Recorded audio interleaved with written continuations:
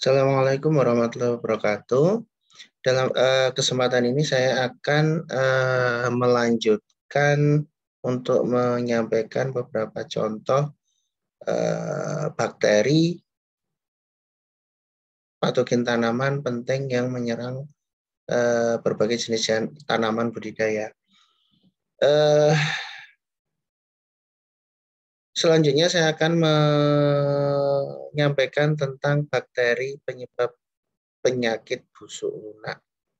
Nah, bakteri penyebab penyakit busuk lunak ini disebut juga sebagai soft rot erwinia. Nah, sekarang namanya berganti menjadi kelompok soft rot Pectobacteriaceae. Nah, soft rot Pectobacteriaceae ini beranggotakan dua kelompok genus. Yang pertama adalah Pectobacterium, yang kedua adalah Dicea. Nah, Pectobacterium sendiri dulunya bernama Erwinia carotophora. Nah, sekarang telah dilaporkan ada 19 spesies dari Pectobacterium. Nah, Pectobacterium ini menginfeksi berbagai jenis tanaman budidaya, termasuk ornamental dan sayuran. Pectobacterium ini juga ditemukan di air ataupun saluran irigasi. Nah, ini merupakan spesies dari Pectobacterium. Jadi terlihat di sini bahwa memang Pectobacterium ini diisolasi dari berbagai jenis tanaman budidaya, terutama di sayuran, kan? Sayuran, kemudian diisolasi juga, ditemukan juga di air seperti yang Pectobacterium fontis, aquaticum ini diisolasi dari air terjun dan air irigasi. Oh, ada juga Pectobacterium polonicum ini diisolasi dari air tanah. Nah, ini gejala serangan dari Pectobacterium. Jadi dia menyebabkan busuk lunak. Ini busuk lunak ditemukan pada wasabi. Di sini ini busuk lunak. Ini ditaruh. Kemudian ini dikentang, dikubis, dan ini diletes. Nah, terkait dengan wasabi tadi, ternyata ini kan ibaratnya cabenya Jepang. Nah, wasabi ini hanya terinfeksi oleh Pectobacterium wasabiae, ya. Jadi Pectobacterium wasabiae ini, Pectobacterium wasabiae ini hanya menginfeksi wasabi, dan wasabi ini ternyata di Jepang telah diolah menjadi berbagai jenis makanan. Ada dipakai untuk sushi, ada di coklat, KitKat, ini di kue, dan juga es krim, dan harganya juga cukup lumayan. Dari satu biji ini harganya adalah 380 yen. Itu sekitar 40-an ribu rupiah lah satu wasabi. Oke, itu hanya intermezzo, dan ini merupakan beberapa jenis inang, ya, inang dari Pectobacterium. Jadi terlihat di sini Pectobacterium carotophorum ini mempunyai inang yang cukup banyak ditemukan di berbagai jenis tanaman inang. Ada jenis itu sawi putih, ada kol, ada radish itu lobak dan lain sebagainya. Ada Welsh onion. Nah, odoriferum ini juga ditemukan di banyak banyak tanaman inang. Nah, lebih jauh lagi, ternyata satu jenis tanaman bisa terinfeksi oleh lebih dari satu jenis Pectobacterium. Jadi di sini dapat kita lihat bahwa satu jenis patogen ya, satu jenis Pectobacterium itu bisa menginfeksi lebih dari satu jenis tanaman. Nah, satu jenis tanaman itu bisa terinfeksi oleh lebih dari satu jenis patogen. Jadi di sini bisa kita simpulkan bahwa memang kita tidak bisa kemudian mengidentifikasi, menentukan identitas satu bakteri itu hanya berdasarkan dengan inangnya. Karena memang satu inang dia bisa terinfeksi oleh beberapa jenis patogen dan dengan gejala yang sama. Untuk itu kita untuk mengkonfirmasi identitas dari Pectobacterium ini kita harus melakukan uji identifikasi lebih lanjut dengan serangkaian uji biokimia dan identifikasi menggunakan teknik molekuler. Nah, selanjutnya adalah dikea. Nah, dikea ini dulunya bernama Erwinia chrysanthemi. Dan ini terdiri dari 9 spesies dan 2 subspesies. Tapi untuk sekarang kelihatannya ada tambahan beberapa spesies ya sejak beberapa waktu yang lalu. Nah, ini juga sama dengan Pectobacterium, itu menginfeksi berbagai jenis tanaman budidaya dan juga diisolasi, ada yang diisolasi dari air. Nah, ini adalah spesies dari Dikea yang saat ini dilaporkan. Jadi ada 1, 2, 3, 4, 5, 6, 7, 8, 9, 10. Ya. Ternyata sekarang ada 10. Jadi ada satu tambahan Dikea oryzae yang dia diisolasi dari padi. Nah, ini ada 2 subspesies di sini ya. Dulunya yaitu subspesies Dadantii dan subspesies Dieffenbachii. Nah, dulunya Dieffenbachii ini, subspesies Dieffenbachii ini merupakan spesies dari Dikea. Tetapi kemudian investigasi lebih lanjut menyebutkan bahwa memang Dieffenbachii ini masih dalam satu grup Dikea Dadantii, tetapi memang berbeda subspesies. Jadi dinamakan Dikea Dadantii subspesies Dieffenbachii. Nah, ini inangnya, dan ada satu namanya Dikea aquatica yang memang dia diisolasi dari saluran irigasi. Awalnya Dikea aquatica ini diduga tidak bersifat patogen, tetapi beberapa waktu kemudian dilaporkan bahwa Dikea aquatica ini juga menyerang wortel. Jadi dia juga mempunyai potensi sebagai patogen. Nah, tahun 2001 ini untuk Dikea paradisiaca yang dia itu menyerang pisang itu diusulkan untuk dikeluarkan dari genus Dikea dan dia dimasukkan ke genus Musicola menjadi Musicola paradisiaca. Jadi sekarang anggotanya tetap 9 ya, 1 2 3 4 5 6 7 8 9 spesies. Ya, 9 spesies dan 2 subspesies, karena memang yang paradisiaca ini dikeluarkan dari genus Dikea dan dimasukkan ke genus Musicola. Nah, ini merupakan hasil analisis sekuen dari bakteri patogen yang menyerang tanaman pisang di Lampung Timur. Dia menyebabkan gejala layu. Nah, ini terlihat bahwa memang bakteri ini penyebab layu pisang yang ada di Lampung Timur ini dia masuk ke spesies Dikea fangzhongdai. Nah, selama ini Dikea fangzhongdai ini pertama kali dilaporkan menyerang buah pir, dan ternyata beberapa jenis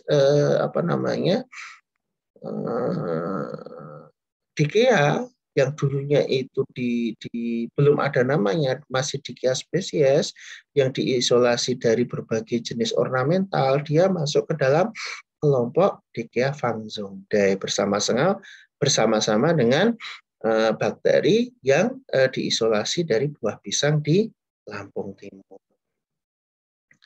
Nah, ini inang dari beberapa spesies Dikea, dan terlihat sama dengan Pectobacterium bahwa satu spesies dia bisa menyerang beberapa jenis inang. Satu jenis inang itu bisa menyerang bisa diserang oleh lebih dari satu spesies Dikea. Jadi ini sama dengan Pectobacterium tadi, bahwa satu jenis patogen, ya satu jenis spesies itu bisa menginfeksi lebih dari satu jenis tanaman.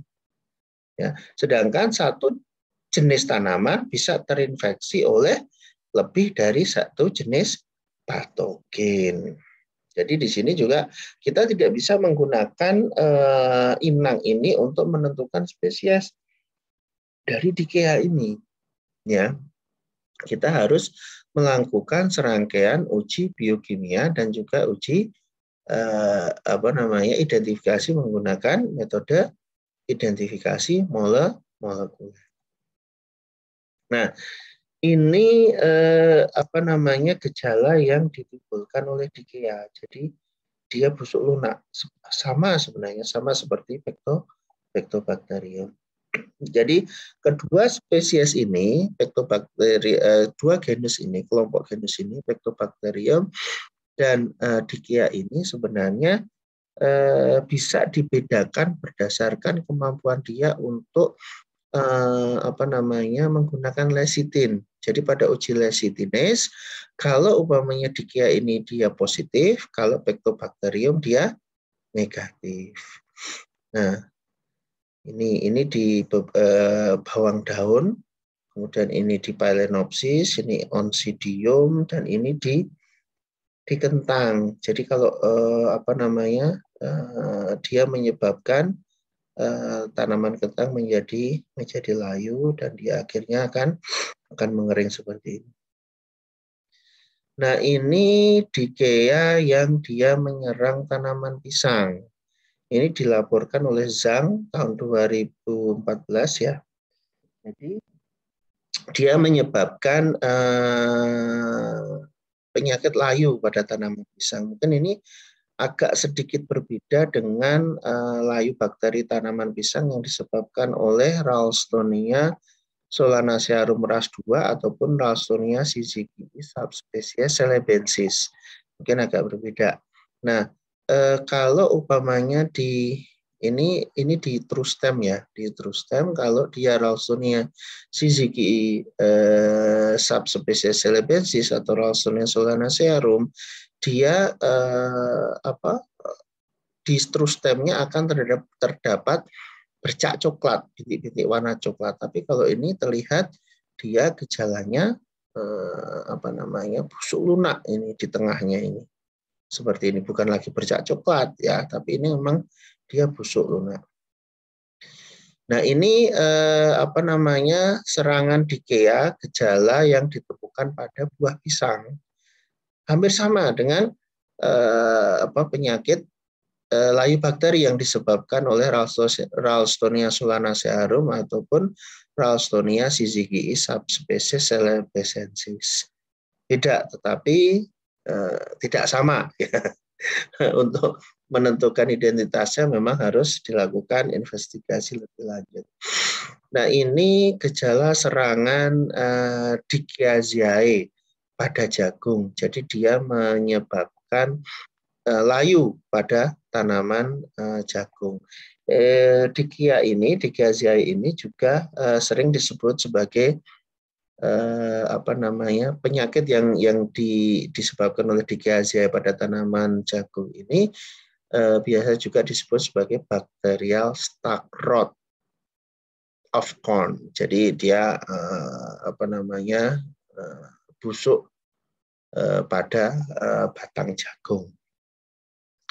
Nah, ini gejala dikea pada tomat, pada terong, pada sawi putih, pada caisim, dan ini pada bawang bombay. Nah, ini kelihatan sedikit gejala di sini. Ini di kacang, ini di buncis ya.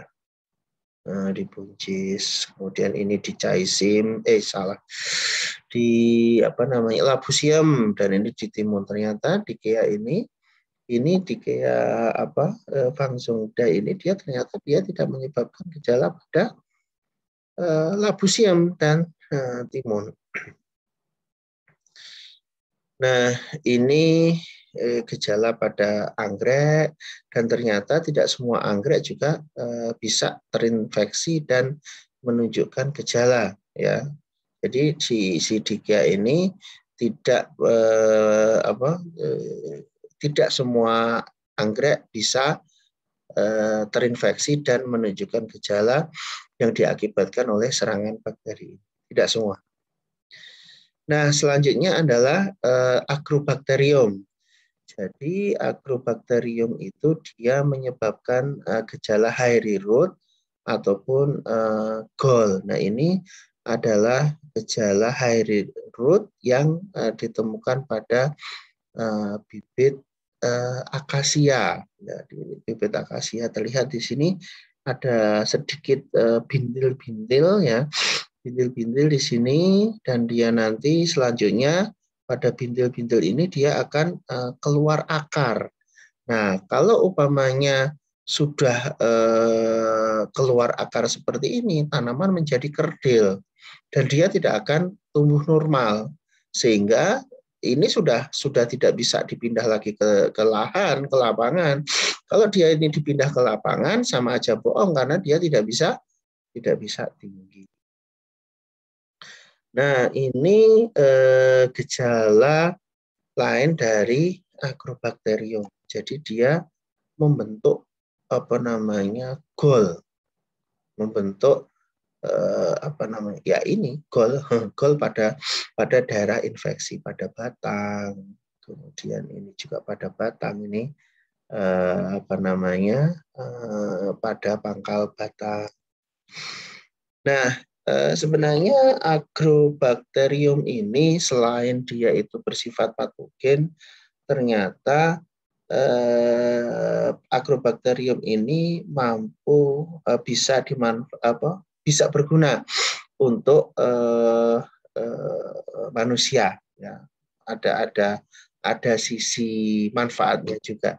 Jadi di Agrobacterium itu ada satu plasmid yang namanya dieplasmid, yang itu biasa digunakan untuk transfer